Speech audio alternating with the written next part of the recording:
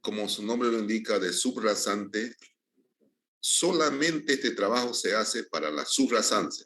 Subrasante, no se estabiliza su base, no se estabiliza capa base y algún otro tipo de elemento que componen el paquete estructural. Solamente estabilizamos la subrasante. ¿Cuál es la subrasante?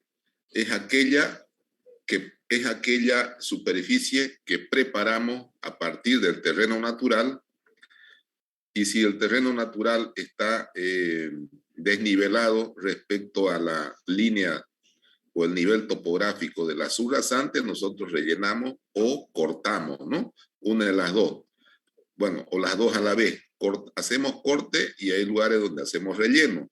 Entonces, cuando hacemos este trabajo y dejamos la superficie a nivel de cota de subrasante o de proyecto, a eso es lo que se llama subrasante. Subrasante no es el terreno natural. El terreno natural es aquel que encontramos antes de empezar a hacer los trabajos. El terreno en condiciones naturales.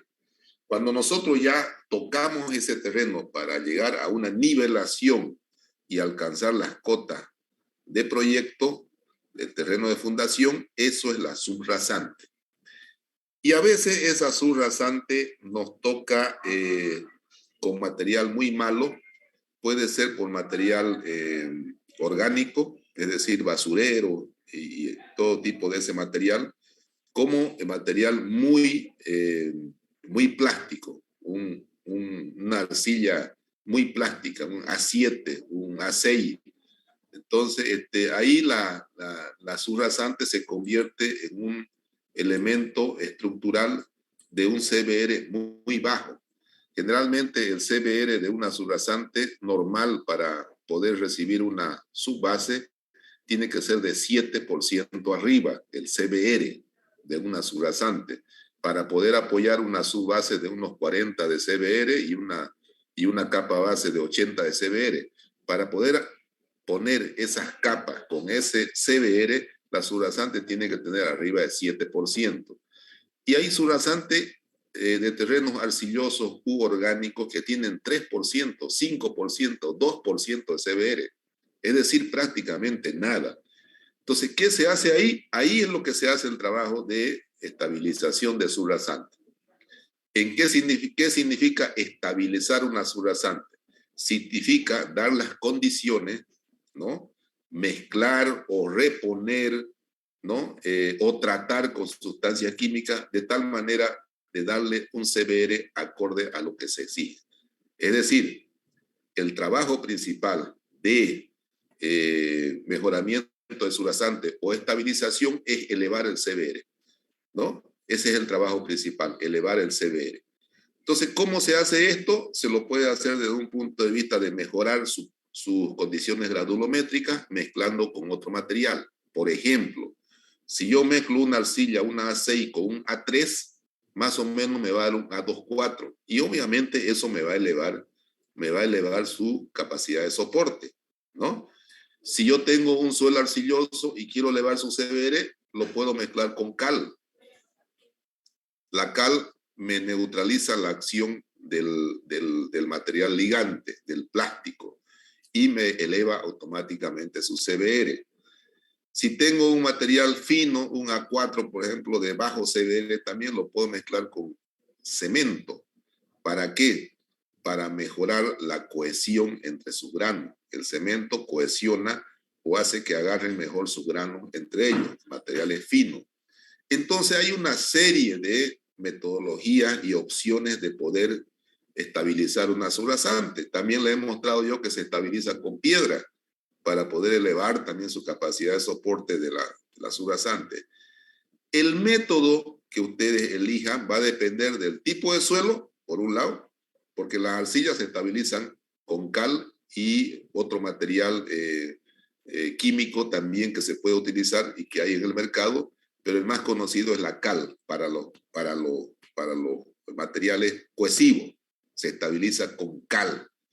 Y para los materiales granulares finos, se estabiliza con cemento, ¿no? Y otra alternativa también es estabilizar mezclando ese material, por ejemplo, en el caso de las arcillas, mezclando con un A3, ya se logra más o menos un material A2-4 que ya tiene una buena capacidad de soporte.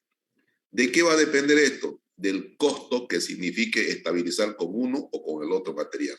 Entonces, ustedes hacen una evaluación de costos, por ejemplo, si yo quiero estabilizar con arcilla y cal, hago cuánto me cuesta en todo el tramo que quiero estabilizar, cuánto me cuesta aplicándole la cal.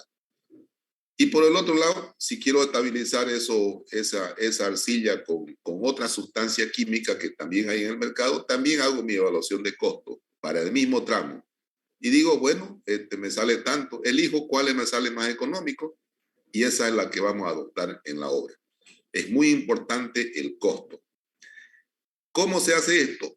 Todo se hace a través de ensayo de laboratorio.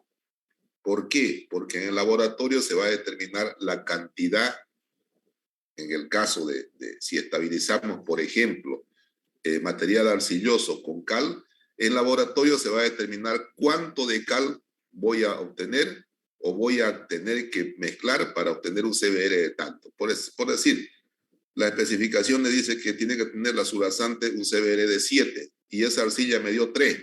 Entonces tengo que ir probando en laboratorio mezclando cal con arcilla desde 1%, 2, 3, 4, 5, 6, etcétera, etcétera, hasta lograr ese CBR, ¿no?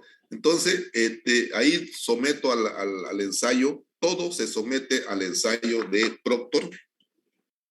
Si yo hago incremento de cal, por ejemplo, con cada uno de los porcentajes voy a tener su humedad óptima con el ensayo Proctor y esa muestra de Proctor obviamente la llevo a curado durante 4 días y obtengo, como ustedes saben, el CBR de esa muestra. En el caso de cemento también hacemos las mezclas en laboratorio, le vamos agregando 1%, 2%, 3%, etcétera, etcétera, y con la cantidad de agua necesaria hasta llegar a la óptima. Hacemos el ensayo Proctor, ahí determinamos las cantidades óptimas, por decir 7% de agua y densidad seca, qué sé yo, 1580. Con ese material de Proctor lo llevamos también a curado durante 4 días y hacemos el ensayo para el CBR. Ustedes lo conocen el procedimiento. Entonces, ¿en qué se basa? Buenas tardes. ¿Sí? ¿Estás compartiendo pantalla? Disculpe. Sí, no estoy, pero fíjense, ahorita le voy a mostrar. ¿Lo ven en el video, no? Sí, ahora sí. Ya. Entonces, un ratito. Un suelo pesado, mojado y por tanto... Ahí nomás. Vamos a ver un ratito ahí, ¿ya? Entonces, lo que quiero que quede bien claro es que la estabilización de una surasante se lo hace para mejorar sus condiciones físico-mecánicas, es decir, mejorar su CBR. Si a ustedes le exigieron el pliego de especificaciones 7 de CBR y ustedes tienen en condiciones normales ahí en el suelo 3, tienen que elevarlo a 7. ¿Cómo lo elevan? Estabilizando la surasante, mezclando con algunos de los tipos materiales que les he mencionado. ¿Quedó claro esto o no? Sí. Jóvenes, ¿quedó claro? Sí, ingeniero. Ya, sí, entonces, ¿cómo estabilizan en laboratorio? Hacen el ensayo Proctor para cada uno de los porcentajes que van haciendo de cal, de cemento, de sustancia química, etcétera, etcétera. Hacen su ensayo Proctor, ahí encuentran el porcentaje ideal para elevar el CBR. Con esa muestra de Proctor se van al ensayo de CBR, es decir, llevan la muestra a 4 días en condiciones más desfavorables, que es las condiciones sumergidas. A los 4 días hacen el ensayo CBR y ese es el dato que van a utilizar para respaldar su ejecución en obra, ¿ya? Entonces vamos a mirar este video y ustedes van a ver eso que les he comentado, lo van a ver en el video para que ustedes se puedan dar cuenta y además la parte operativa que van a tener, ¿ya? Ahí va el video.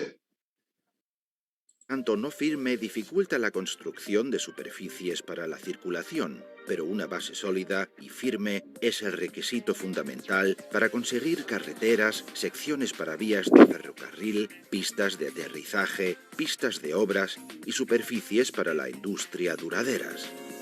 unos métodos innovadores para la estabilización de suelos con la adición de conglomerantes logran las soluciones óptimas proporcionando estabilidad. Muestras del suelo tomadas in situ son sometidas a diversos ensayos en el laboratorio de carreteras.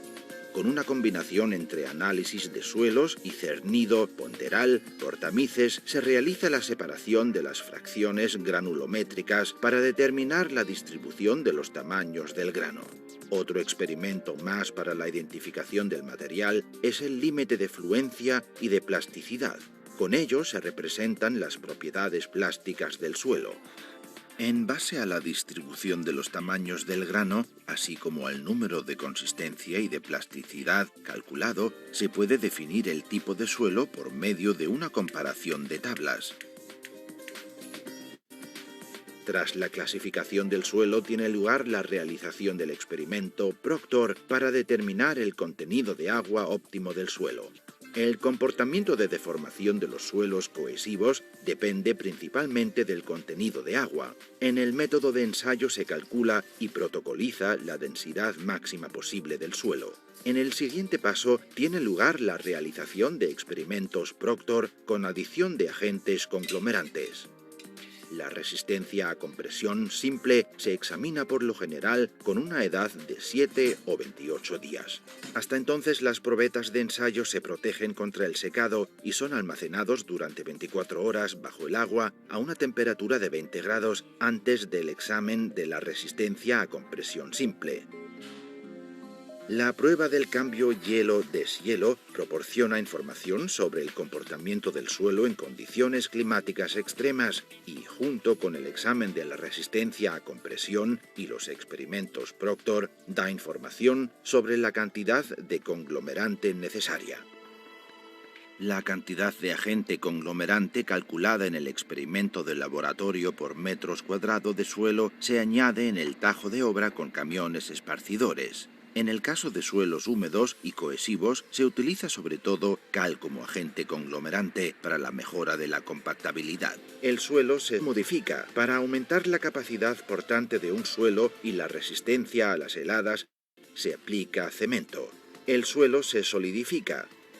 Para el caso en que se exija una combinación de ambos, se pueden utilizar conglomerantes mixtos. Los esparcidores de ligantes en polvo de Streumaster cumplen esta tarea de forma fiable, precisa y eficiente. Inspectores independientes de un organismo de control autorizado examinan in situ, por medio de una plancha esparcidora y una balanza electrónica, el cumplimiento exacto de la cantidad fijada para esparcir. La tecnología Streumaster garantiza un reparto del agente conglomerante preciso y homogéneo con independencia del tipo de superficie y en cualquier terreno regulado a la perfección de forma electrónica. Incluso los esparcidores de ligantes en polvo automotrices sobre camiones u otros vehículos especiales, como aquí, llevan a cabo intervenciones en terrenos difíciles y pesados. En el siguiente paso tiene lugar el mezclado homogéneo de los agentes conglomerantes. El suelo se prepara, se modifica, se estabiliza. Las estabilizadoras de Wirtgen se encargan de esta tarea de forma ininterrumpida, intensiva y con la máxima precisión. En caso necesario se puede añadir agua durante el proceso de mezcla. Esto se lleva a cabo de forma regulada por microprocesadores directamente en la cámara de mezcla a través de sistemas de riego integrados. Gracias a la utilización de un rotor de fresado o de mezcla para la adición del agente conglomerante, se logra, además de una adaptación uniforme, también una homogenización del suelo. Las estabilizadoras de Wirtgen se encargan de proporcionar el efecto de penetración necesario de hasta 50 centímetros de profundidad de trabajo con anchos de trabajo de 2 metros hasta 3 metros. La cámara de mezcla variable se ajusta óptimamente a cualquier profundidad de trabajo, garantizando en todo momento una mezcla óptima del suelo con los agentes conglomerantes. El empleo de conglomerantes en los trabajos de explanaciones aumenta la cohesión del suelo y así se proporciona una resistencia al cizallamiento notablemente mejorada, cosa que a su vez aumenta la capacidad de soporte de forma multiplicada. Los suelos estabilizados dominan las fuerzas de cizallamiento que surgen. La totalidad del subsuelo se vuelve unitario, uniforme, sólido. Los asientos que aparecen ocasionalmente en carreteras y tramos de ferrocarril sobre subsuelos no estabilizados se reducen o se evitan por completo. El uso de las tecnologías Wirtgen para la estabilización de suelos evita asimismo la ardua y económicamente costosa sustitución del suelo necesaria en caso contrario. Tras la aportación con éxito de los agentes conglomerantes, los rodillos de tierras con pata de cabra de la empresa Ham se encargan de compactar el suelo homogenizado. Los rodillos de pata de cabra llevan el efecto de compactación a mucha profundidad en el suelo a comprimir. En función del peso del rodillo, así como de la frecuencia y amplitud preseleccionadas, la profundidad de compactación final puede ser de hasta 50 centímetros conforme a las exigencias respectivas. Con presiones sobre el terreno de 1 hasta 4 Nm por metro cuadrado, el suelo resulta amasado y compactado desde abajo hacia arriba. Las motoniveladoras se encargan de proporcionar una superficie apropiada al perfil y a la posición del suelo solidificado. Para la compactación final se utilizan rodillos Ham con bandaje de revestimiento fino o compactadores neumáticos. La compactación del suelo estabilizado se comprueba in situ. En función de la naturaleza del suelo, el densímetro nuclear o el procedimiento de equivalente de arena dan información sobre el grado de compactación. Los dos procedimientos se pueden aplicar de forma sencilla y eficaz en los lugares de obras. También se determina y documenta el contenido en agua del suelo. Del suelo mezclado se elaboran asimismo muestras de ensayo para el control y para la documentación completa.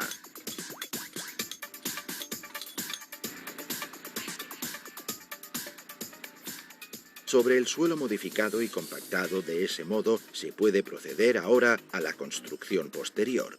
La construcción se orientará según la exigencia del conjunto total de trabajos.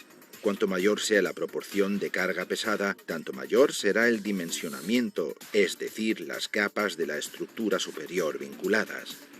Según el proyecto de construcción, tras la instalación de una capa de protección contra las heladas, se coloca una capa de base fijada hidráulicamente o una capa base de asfalto sobre la capa estabilizada. En caso de secciones de trayectos extremadamente sobrecargados, la variante más apropiada para la consecución de la mayor durabilidad posible son vías de rodadura de hormigón. A continuación entran en acción las extendedoras, terminadoras de encofrado deslizante de Wirtgen. Con anchos de trabajo variables, la pavimentación se realiza bien directamente sobre la capa de base o en combinación con una capa de base fijada hidráulicamente. El mejoramiento del suelo y la estabilización del suelo, utilizando las tecnologías del grupo Wirtgen, desde el esparcimiento de los agentes conglomerantes, consiguen superficies de tráfico duraderas. Los esparcidores de ligantes de Streumaster ofrecen diversas soluciones, desde el esparcidor de acoplamiento tractor, pasando por esparcidores montados sobre camión, hasta el vehículo especial de carga. La gama de productos de las estabilizadoras Wirtgen está equipada para cualquier aplicación. Ya se trate de estabilizadoras de acoplamiento a tractor para trabajos pequeños y medianos, o la serie WR autopropulsada con anchos de trabajo de 2 a 3 metros para las obras grandes. La tecnología de compactación de Ham proporciona una compacidad duradera en profundidad. ¿Qué les pareció, jóvenes?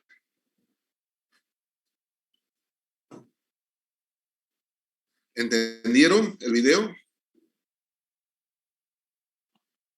Más o menos, ingeniero, no sé si también lo podría complementar explicándolo, por favor. Ya. Ahí han hecho referencia a la estabilización con cal y han hecho referencia a la estabilización con cemento. Han dado las dos alternativas o también una híbrida entre los dos, cal y cemento, ¿no? También se puede hacer. Lo más importante sí es lo que yo le he hablado anteriormente. ¿Qué se persigue con estabilizar una subrasante? Elevar el CBR. ¿Dónde se hace las pruebas previas? En laboratorio. ¿Cómo se hace? Haciendo la respectiva dosificación de estos materiales, por ejemplo, cal con el suelo, con la arcilla, suelo arcilloso, ir incrementándole la cal del 1%, 2%, 3%, 4%, etcétera, etcétera, hasta llegar al porcentaje que me dé el CBR que estoy buscando. Por decir, mi CBR era 3% en la obra, en el suelo natural, yo tengo que elevarlo a 7%. Bueno, esa dosificación que estoy buscando, el que me dé un CBR de 7, esa dosificación adopto en mi proyecto. Le hago la siguiente pregunta. Si yo tengo 100 kilómetros de material feo, arcilloso, y quiero estabilizarlo, una manera es reemplazarlo. Tengo una arcilla, por ejemplo, de 3% de CBR. Una alternativa es reemplazarlo por un A24. Me busco un banco de préstamo y reemplazo 60 centímetros de altura, que es generalmente lo que se reemplaza para hacer un buen puente, se llama, para poner una capa que soporte o que tenga esa capacidad de soporte. 60 centímetros es lo mínimo que se puede poner en un cambio de material. Entonces, yo tengo la alternativa de reemplazarlo por otro, ubico un banco, un A240, que es un material bueno, y puedo reemplazarlo. La otra alternativa es mezclarlo con cal, ese terreno malo. ¿De qué va a depender que lo mezcle con cal o lo reemplace por un terreno mejor? ¿De qué va a depender? Del presupuesto, ingeniero. Hay que hacer un análisis y ver cuál de las dos alternativas nos sale más económica. Ahí está, su compañero lo ha dicho. Entonces yo hago un presupuesto de ambas opciones, o si tengo otra opción, también la hago. Hago el presupuesto para las tres opciones y la que me rente menor presupuesto, esa es la que voy a adoptar, la más cómoda, ¿no? ¿Por qué? Porque me van a traer el mismo fin, elevar la capacidad de soporte o CBR. Entonces va a depender del presupuesto que se tenga o que se tiene que emplear para adoptar una u otra alternativa de estabilización. ¿Está claro o no? Sí, y ingeniero, así complementando. Adelante. Bueno, justamente, ¿no? El tema del presupuesto, en la materia de costo, ahí le preguntamos al doctor Guarachi, ¿no? El tema de cómo es que se hacen estos tipos de... Bueno, prácticamente él nos decía que cuando uno quiere ganar una licitación, se le da más preferencia a quien da pues un presupuesto más barato, ¿no? Y ahí uno tiene que analizar, pero con mucho cuidado, lo que es el precio unitario, el APU, ¿no? Y uno puede decir, ¿no? Bueno, más que todo en el tema de carreteras, como son tramos bastante largos, una pequeña diferencia económica, como es harto material que se tiene que transportar, que se tiene que trabajar, al final, cuando uno ve el presupuesto total, es grande nomás la diferencia, ¿no? Así que por eso hay que tener mucho cuidado a la hora de elegir las alternativas. Eso que estamos hablando, el tema del presupuesto. Así es. Yo también he hecho bastantes licitaciones. A ver, si entramos a ese campo, yo no he querido ya entrar al campo de presupuesto de obras porque ya eso lo ven ustedes en costos, bueno. Pero, a ver, los costos directos hay que tener mucho cuidado. ¿Cuáles son los costos directos? El costo de mano de obra, el costo los materiales de los materiales y y el costo de equipo. Eso ustedes no tienen que jugar. O sea, tienen que tener una buena base de datos, buenos proveedores, porque, a ver, los proveedores de capa base o subbase, por ejemplo, son proveedores que manejan muchos volúmenes. En carretera se maneja 5 o 6 ítems nada más. En edificios se maneja como 80. Por eso lo que a mí no me gustó nunca hacer edificios, me dediqué más a la carretera. Porque se maneja 5 o 6 ítems, pero son ítems fuertes, ¿no? De mucha plata y de mucha responsabilidad, pero al final son pocos. Entonces, los costos directos, que son los costos de materiales, mano de obra y equipo, ustedes tienen que tener bien definido. Es decir, tienen que tener buenos proveedores que ya con los que trabajen tiempo, de tal manera que le hagan un buen precio y le hagan una buena provisión de calidad de su material, por un lado. En el tema de equipo, también, si tienen todo equipo que alquilar, tienen que alquilar equipo a personas que le den las mayores ventajas. Por ejemplo, Hay personas que alquilan su equipo y le dicen, yo te cobro la semana 5 días y 2 días supongo que el equipo está parado, ¿no? Pero hay otro que no. Usted, el momento que lo llevó mi equipo de acá, usted me paga todos los días, ¿no? Que no hay stand-by, se llama. Stand-by se llama los días libres que le dan a uno de no cobrarle. Entonces, eso se llama stand-by en obra. Entonces, ustedes tienen que tener un buen proveedor también de equipo mientras se capitalizan y puedan tener su equipo propio, obviamente, ¿no?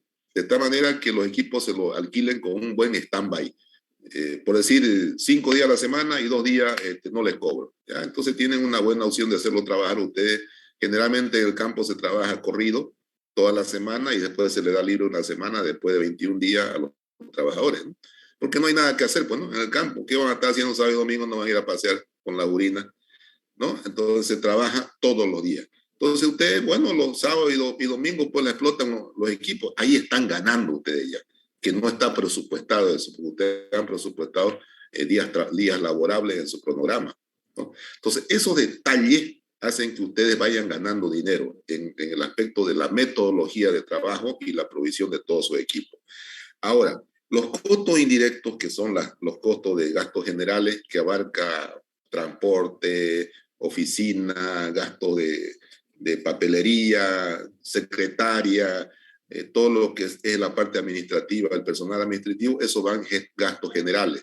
Eso va a depender si ustedes ya tienen trabajadores antiguos, entonces para ese proyecto lo utilizan el mismo, no van a tener que contratar otro. Entonces ahí ya ustedes pueden jugar, si los gastos generales es 10%, ustedes pueden poner 6%, 7%, ¿no? Igual en las utilidades. Las utilidades en impuestos y transacciones, ustedes tienen que poner lo que por ley corresponde, ahí no hay cómo jugar.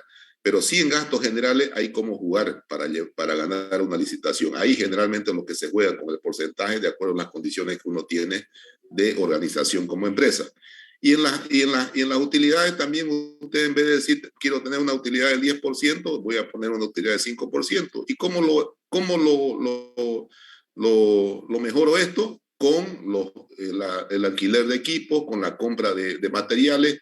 O sea, con eso van ustedes compensando y al final tienen una utilidad del 10-12%. Entonces, hay que cuidar mucho el costo de materiales, ¿no? Al momento de la provisión en obra. Ahí es lo que se compensa mayormente alguna otra deficiencia que puedan tener en cuanto a ingresos en el tema de la provisión de material. Hay que ser un buen negociante en los materiales. ¿Por qué? Porque son volúmenes grandes, ¿no? Entonces ahí ustedes tienen la posibilidad de ganar mayormente dinero en la provisión de materiales. No así en equipo ni en... también se puede ganar en equipo en el aspecto de que le dije, de que puedan tener un buen contrato, ¿no? Con stand-by.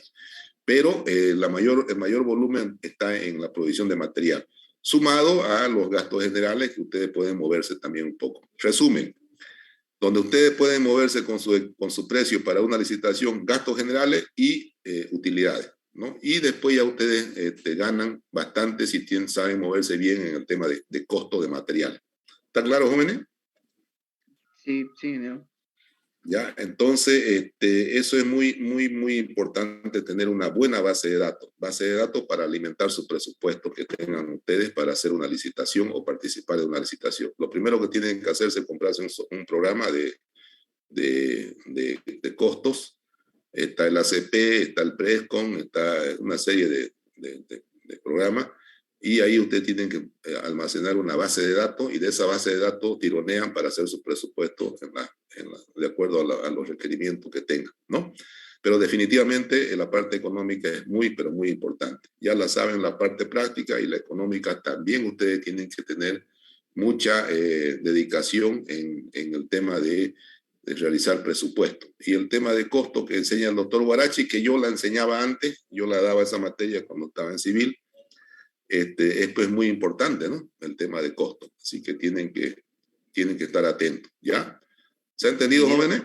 Sí. Sí, ingeniero, y justamente, ¿no? El tema de lo que es el análisis unitario, nos comentaban de que ser un arma de doble filo. Si uno lo hace, por decirlo así, que salga y trata de jugar, digamos, ¿no? Con los costos directos, al final le sale un presupuesto, digamos, barato, ¿no? Y al final el cliente lo elige a uno, y uno ya quiere volverlo a hacer los cálculos, se da cuenta, al final no va a dar el dinero, y al final si uno se ha metido, digamos, ¿no? Ha ofrecido una propuesta y al final se da cuenta que realmente ese no va a ser todo el costo total, uno tiene que poner de su bolsillo, ¿no?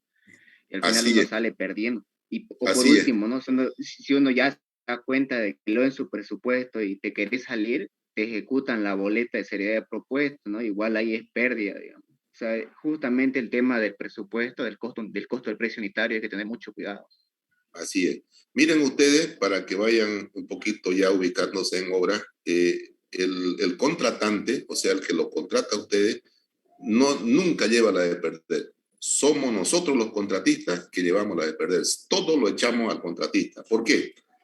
Existe una boleta de seriedad de propuesta que es la que establece que su propuesta que usted presentó, la presentó de manera seria y usted va a responder por ella.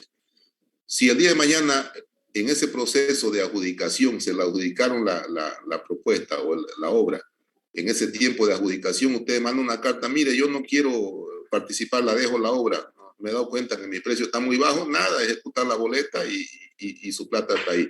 Y es generalmente es el 7% del valor de la obra, ¿no? La boleta. Y la ejecutan la boleta y listo. O sea, no hay vuelta. Una vez adjudicada la obra, le exigen boleta por el 100% del anticipo. Generalmente el anticipo es 20% de la obra. Eso le dan de anticipo a ustedes para que empiezan la obra. Pero le piden boleta de garantía por el 100% de ese 20%. Es decir, si por ejemplo la obra vale 100,000, a ustedes le dan 20,000 para empezar. Pero tienen que ustedes girar una boleta por $20,000. Si ustedes no llegan a iniciar la obra en el periodo que por tiempo se le ha dado de acuerdo al cronograma, la ejecutan su boleta de $20,000 también. Bueno, eso es en un principio. Después le van pagando por avance de obra. Por decir, avanzaron $30,000, digamos, en ítem. Le pagan ese 30,000 menos el 20% del 30,000. O sea, van pagando el 20% inicial que le han dado. A cada planilla le van descontando el 20%, el 20%, el 20%, hasta llegar a descontar el 20% que le dieron inicialmente. Desde la inicio de obra hasta la terminación tienen que girar otra boleta de cumplimiento de contrato. Ese cumplimiento de contrato es el 7% del monto total del contrato también. Y finalmente, cuando terminan el contrato, tienen que girar una boleta de buena ejecución de obra, que también es del 1% del valor del contrato. Es decir, van a garantizar ustedes que en un año esa obra no se va a deteriorar.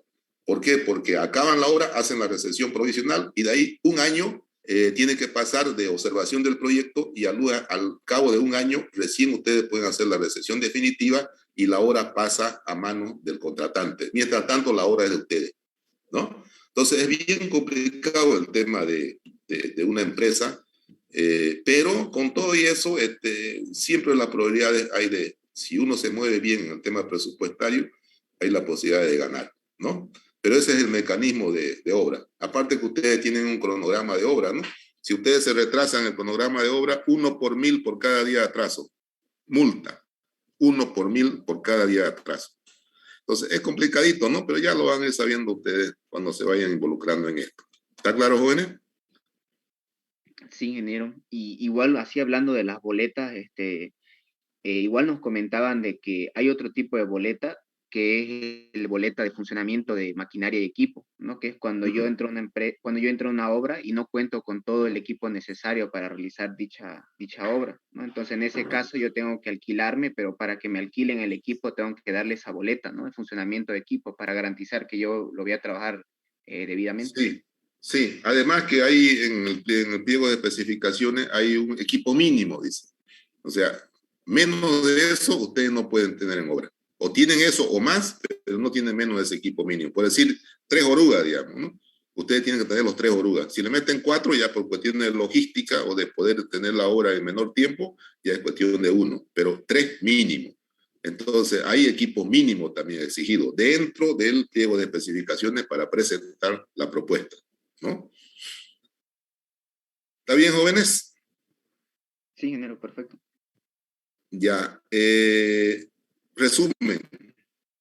Lo más importante de tener cuidado y tratar en un proyecto de carretera, lo más importante, tanto para calcular como para ejecutar, es la subrasante. Siempre presten especial atención a la subrasante. Ella es la que ustedes tienen que tener en orden para poder hacer las demás capas. Eso es lo más importante. Así que acuérdense de mí cuando ustedes trabajen en carretera.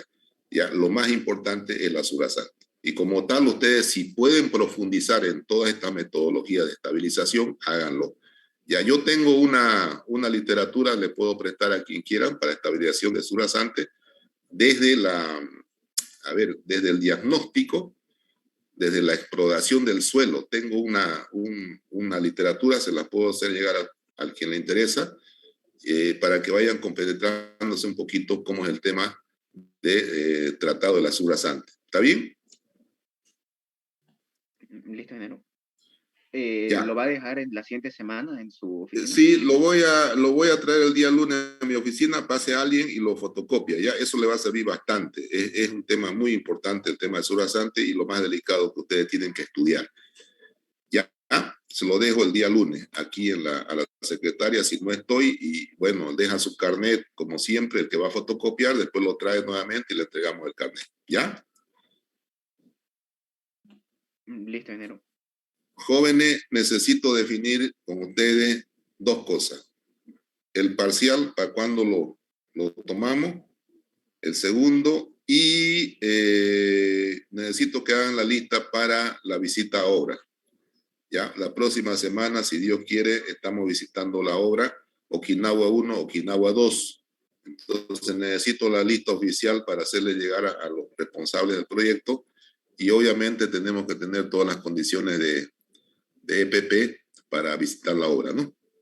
Dos cosas. Así que, ¿cuándo damos el segundo parcial?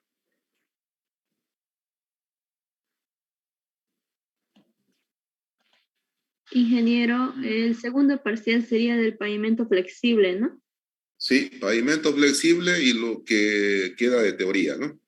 Voy a hacer algunas preguntas de teoría. Incluido este video, se lo voy a hacer llegar también, y algunas cositas que puedo preguntar de ahí y lo que hemos tratado hoy día. ¿Ya? ¿Podría ser, ingeniero, el día lunes 11 de julio? Depende de todos. Si dicen el No, 11 de no, julio, ese lo día hago. no, por favor. Ese día no. El 15, Sería bien el 15, ingeniero. Sí, está bien el 15. No, Sí. el 15 no. Sí, Inge. ya. Lo tomamos el 15 entonces. 15 de julio, el segundo parcial, ¿ya? Está bien, ingeniero. Está bien, ingeniero. Ya.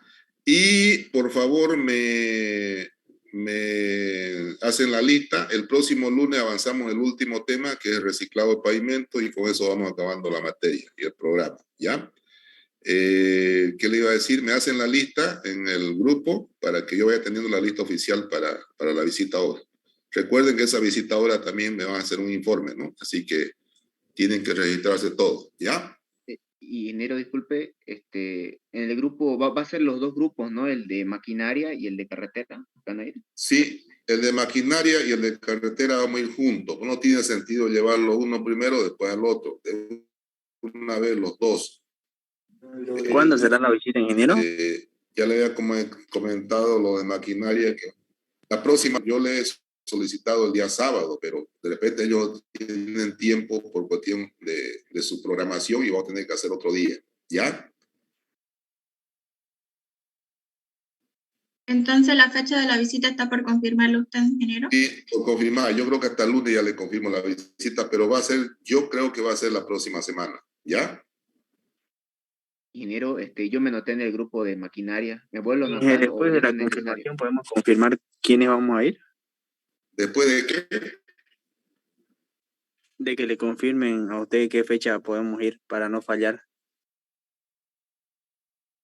Ya, también puede ser. El día lunes yo le paso al grupo. Ya, los que se han inscrito en maquinaria, vuélvanse a inscribir en carretera, para que yo tenga los nombres por grupo. ¿Ya? ¿Está bien? Sí. Ok, jóvenes. Entonces, el día lunes yo le paso estamos en contacto, ¿ya? ¿Está bien? Está bien, ingeniero.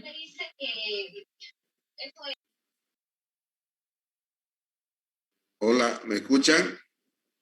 Ya, bueno, gracias a todos entonces, buenas tardes, que Dios los bendiga, hasta luego, ¿ya? Hasta luego, ingeniero. Hasta luego, ingeniero. Hasta luego, ingeniero. Hasta luego, ingeniero.